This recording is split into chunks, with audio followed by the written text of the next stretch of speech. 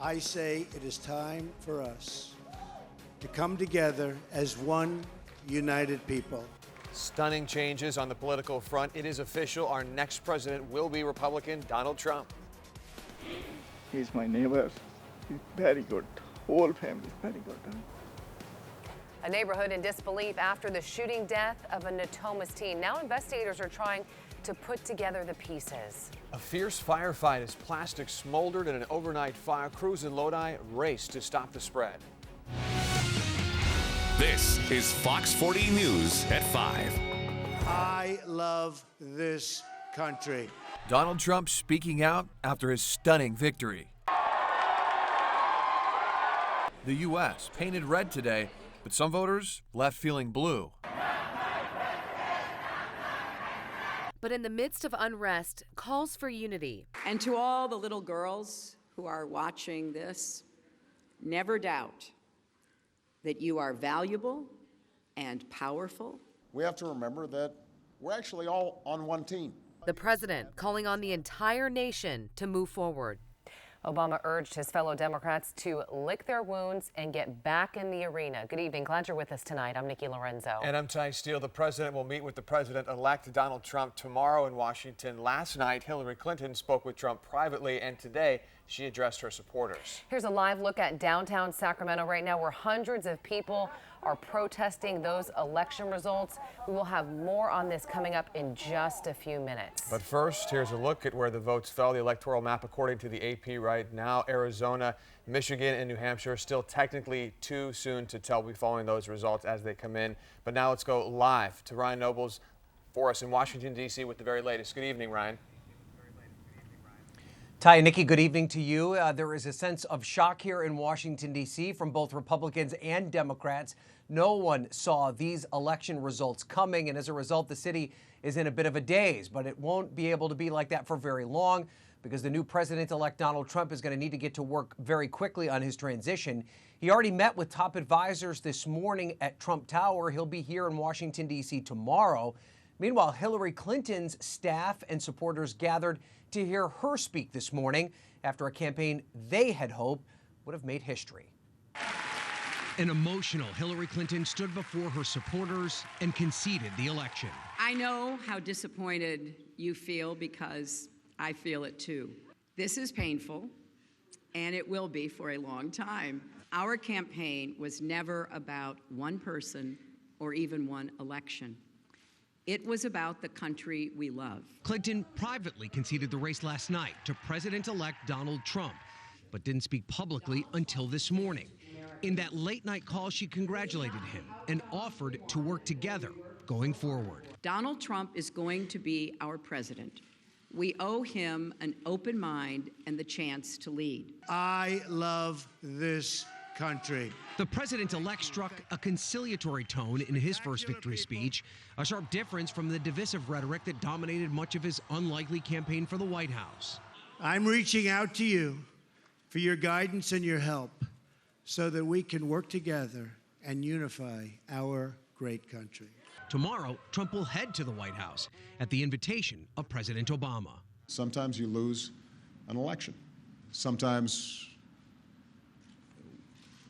we move in ways that some people think is forward and others think is moving back.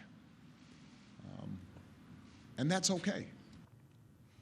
And Donald Trump will be here tomorrow. As we mentioned, he'll have that meeting with President Obama, but he's also going to meet with the House Speaker, Paul Ryan. Now, of course, Trump comes to Washington with majorities in both the House and Senate for his Republican Party, but his relationship with Ryan has been a bit uneasy.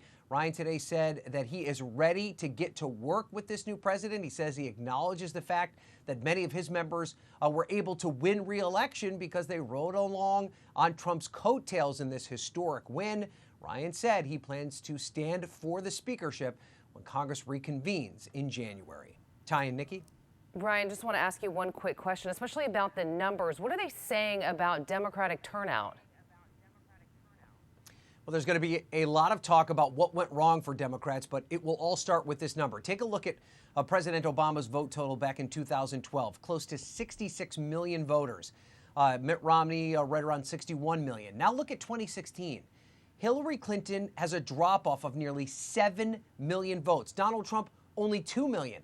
That's basically the difference in the election. It's why Clinton lost in places like Pennsylvania and Wisconsin, why she fell short in Florida and Ohio. There are probably a myriad of reasons why Democrats chose to stay home and didn't have the same level of enthusiasm for Hillary Clinton than they did for Barack Obama. But any post-election analysis on what exactly went wrong starts with that turnout number, and you can bet it's something that Democrats are going to be studying for some time to come. Indeed. Trump also getting 29% of the Hispanic vote, more than Mitt Romney. All right. Ryan Noble's in Washington for us tonight. Thanks so much.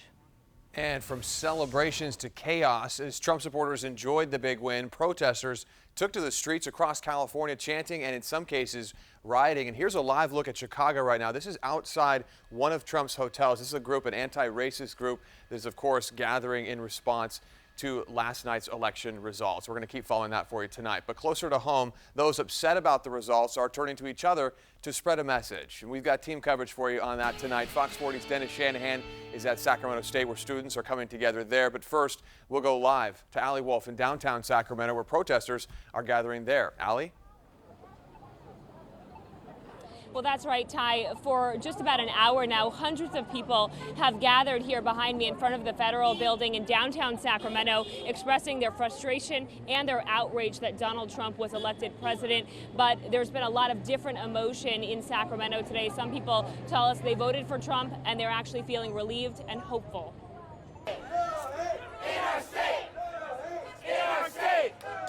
It's a new day in America, a day these protesters never wanted to see.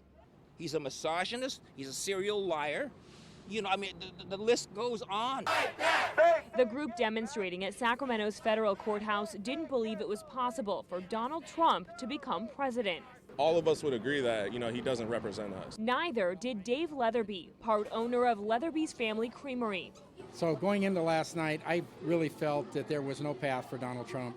The business owner wasn't completely thrilled with Trump, but he still supported the billionaire businessman. I was looking for a Donald Trump victory, and one of the main reasons is, as a businessman, especially here in California, I have seen the rise in regulations. It's a completely different sentiment from Leatherby's sister-in-law, Karen Baker. No, it's a huge surprise to me. I mean, I'm in mourning. Even though I'm smiling, I'm in mourning. Baker is a liberal Democrat who once worked for Bill Clinton and currently serves under Governor Brown as the Secretary of Service and Volunteering. I personally feel that he's got a very tough road to hoe. For some, this day is about reluctantly accepting that Trump will be president. For others, it's about fighting that reality.